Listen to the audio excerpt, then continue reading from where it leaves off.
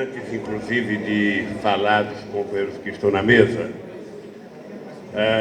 prestando uma homenagem a um ser humano especial que morreu hoje.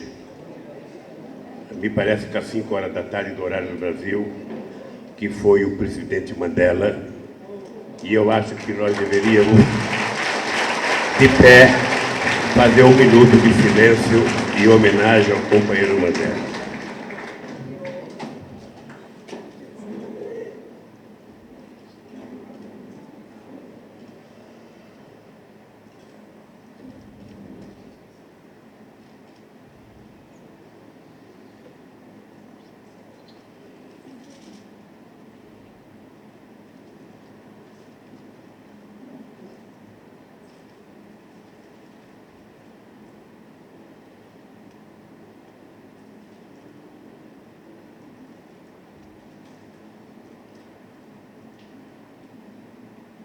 Muito obrigado, companheiros.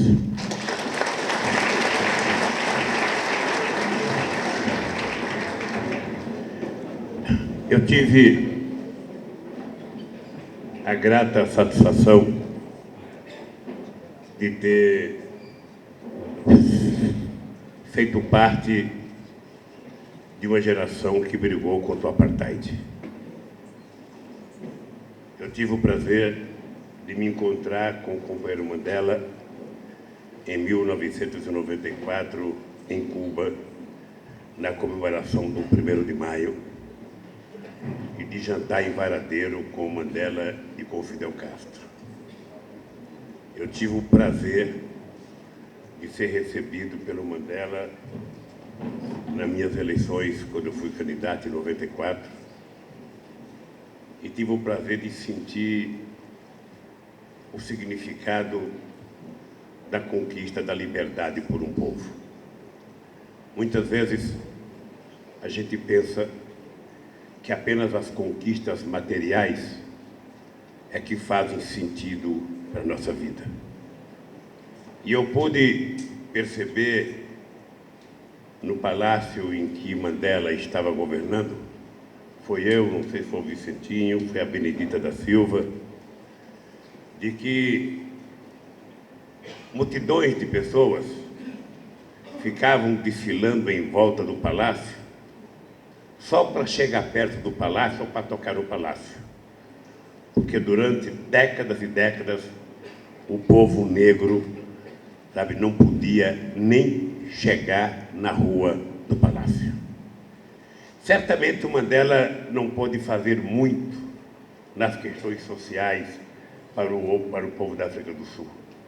Ele já chegou ao poder com uma certa idade, ele não quis ser candidato à reeleição, mas eu acho que o grande legado do Mandela foi fazer com que o povo negro da África do Sul descobrisse uma coisa que parece simples, mas não é simples, de que se a maioria do povo era negra, não tinha nenhum sentido a minoria branca continuar governando aquele país.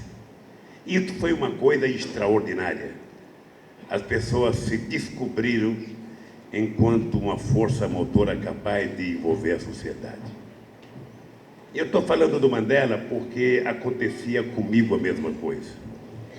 Aconteceu com o Evo Morales a mesma coisa.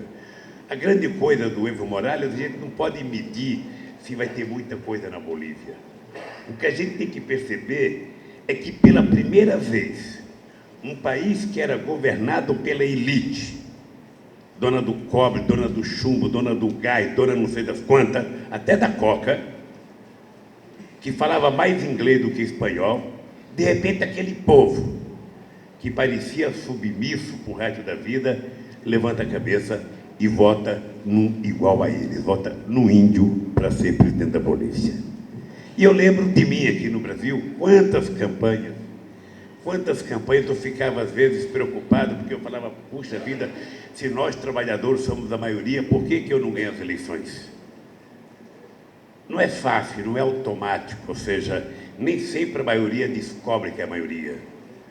As pessoas votam por outros valores, por outras conquistas, e eu às vezes ia pelo interior desse país andando, passava na frente de um trabalhador comum, um cortador de cana, um seringueiro, um pedreiro, sabe? E ficava fazendo assim, e ele fazia assim para mim. E eu ficava pensando, puxa vida, como é que pode? Eu criei um partido para esse cara ser representado e esse cara não quer nem saber. Ou seja, levou 12 anos para a gente convencer a maioria dos trabalhadores de que nós tínhamos competência para governar esse país. E muitas vezes eu sabia o que se passava na cabeça de um peão.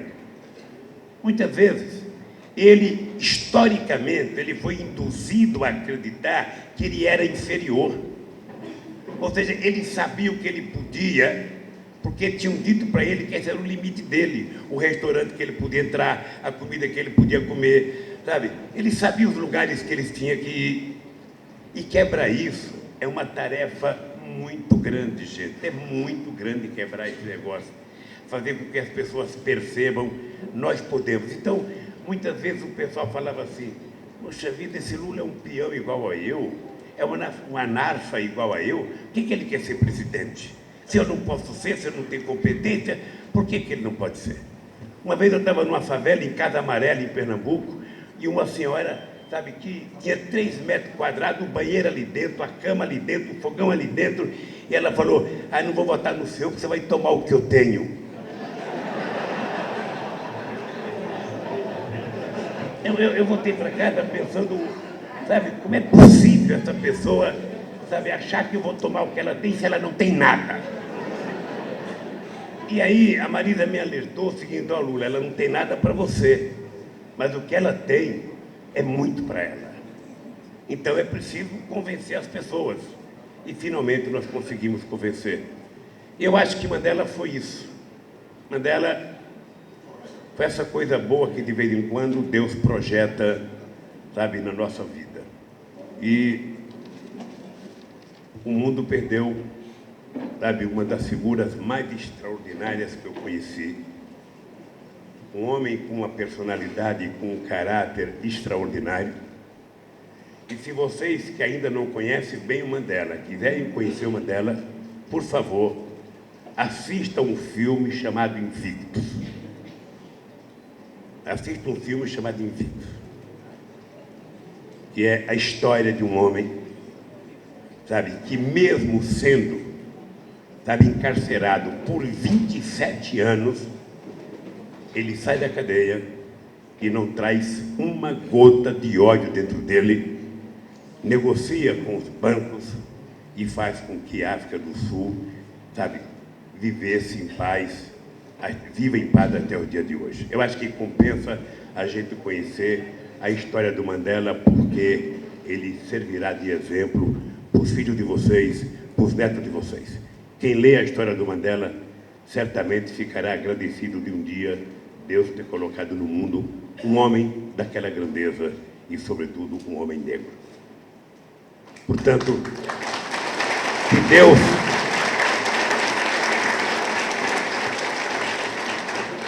se existe um lugar no mundo, que eu acredito que exista, sabe, uma vida depois da morte, sabe, que Mandela certamente vá para um lugar, sabe, que a gente possa dizer que é o paraíso se ele existir, o Mandela merece ele.